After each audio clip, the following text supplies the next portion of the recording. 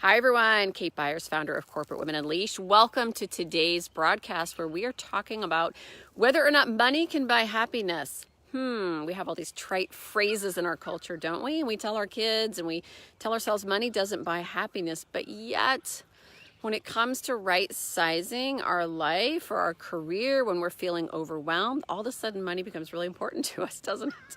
So let's just have an honest conversation about money because we have so much emotional baggage around money in our culture. We teach our kids to save. And so a lot of money has a lot of struggle to it. You're supposed to save and you have to suffer for it. And only then can you enjoy it. And then, rich people have it lucky. And we have all these crazy things. So let's just kind of debunk some of this stuff and talk about what the goodness of money, okay? Because I believe that money can't buy happiness, but money can buy you some things. And this is what we need to understand, because as high achieving women, we tend to have one or two dominances in our DNA. You're either security dominant, which means what money means to you is security. Oh, if I just know how much money I have in the bank, if I know what kind of financial game plan I have, if I know how much I'll make in my next raise, my next bonus, my next commission check, there's real satisfaction and joy in just peace in knowing. So if you're security dominant, money means security. Now, here's the real interesting thing. A lot of high achieving women are not security dominant. We love autonomy. What is autonomy? Freedom. Give me freedom. So what money means to me, I'm autonomy dominant. It means freedom, pure and simple freedom. If I don't have whatever the amount of money is, there's not like a number, but if I don't have a certain amount of money, then I don't have enough wiggle room to do the things I want to do, and I suffer.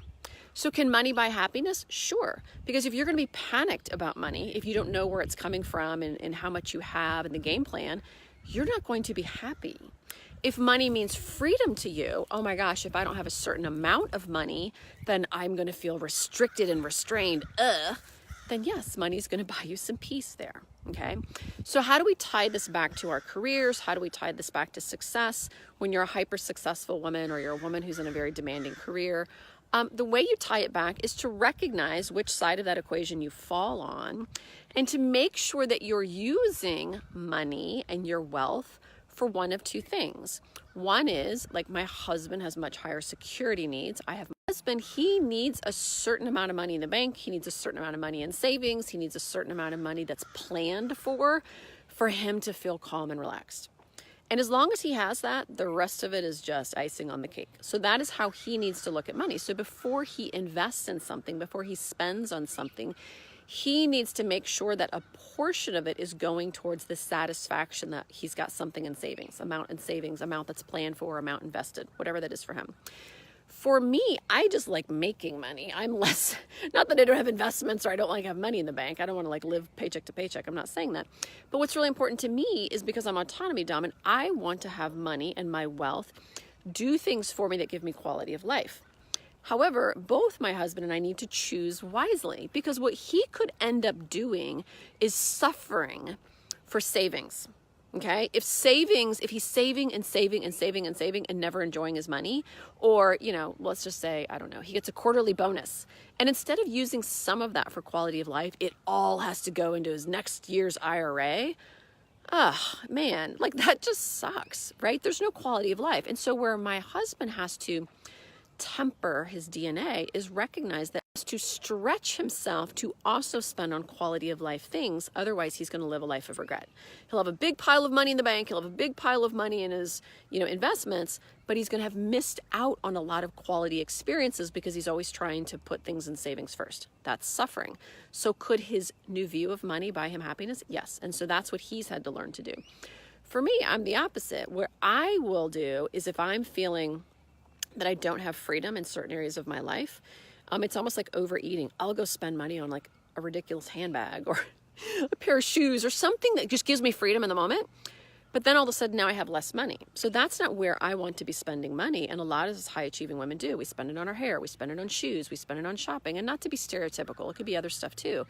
But again, we're suffering with money because we don't have freedom. And so what I always have to look at is because I'm more autonomy dominant, is I need to be spending money on things that give me the quality of life, but the freedom in my quality of life. So for me, it's going to be a much wiser investment for me to do something that increases the quality of my life than it would be for me just to spend on a bunch of little bitty stuff that all like adds up. Do you know what I'm saying? And it gave me freedom in the moment, but it was just sort of this knee-jerk reaction. So I have to make sure also that I'm investing in quality of life, but I'm also not draining my savings accounts because I'm having so much fun just spending money. So once you have established a certain amount of wealth, you're no longer in the college years of, oh my God, can I pay my bills? Yes, we all have retirement accounts. We all have children's funds and things, and all that's good and well. But what we tend to do, again, as a culture and as a society, is we suffer to retirement. Well, not until the kids' college fund is funded can we take the vacation to Paris, and not until, the house is paid off can we blah, blah, blah. And so what's happening is we're creating, again, instead of well-being for ourselves, suffering. Now, it's not all, you shouldn't have a college fund. Nobody says you shouldn't, pay, make wise decisions with your money and your investments and your house payments and things like that. I'm not saying you need to go live off your credit card. What I'm saying is you want to be always looking at, will this money increase the quality of my life? Or am I just doing this because it's making me feel better based on my DNA? I'm either security dominant or I'm autonomy dominant. When it comes to looking at your career, what a lot of us will do is we hit a wall, late 30s, 40s, 50s, where it feels like it's not fulfilling anymore. And then we feel trapped, right? Like this is what our company solves for. And then we said, but what about the paycheck? What about the money? Oh, but money doesn't buy happiness. But what about the money? But money doesn't buy happiness. But what about the money? So money doesn't buy happiness, but it buys quality of life. It's going to buy you either freedom or it's going to buy you security. And so you have to have an honest assessment of that. And one of the things we see women do a lot is discount that. Well, like if we're talking to a woman on one of the breakthrough calls, we'll say, well, if you step back from your career, how much money would you be giving up? And she's like, oh, it doesn't really matter. And I'm like, no, it does. It does matter, because not that money will buy you happiness, but what are you going to give up? Are you giving up $10,000 a month? Are you giving up $100,000 a year? Are you giving up $200,000 a year? Okay, got it. How much is that over the next 10, 15, 20 years of your career that you have left? Wow, that's $2 million or that's $600,000. So money does have an impact, because what would $600,000 do for the quality experience of your life? Would it give you the ability to send your kids to a different level or opportunity of college? Would it give you an opportunity to bring in people to help you around the house so that when you are with your family, you can really relax and enjoy them? Would it mean that you have to give up amazing experiences with your family and do, instead of glamping, staycations? Like those things, it's not about happiness, but they do matter.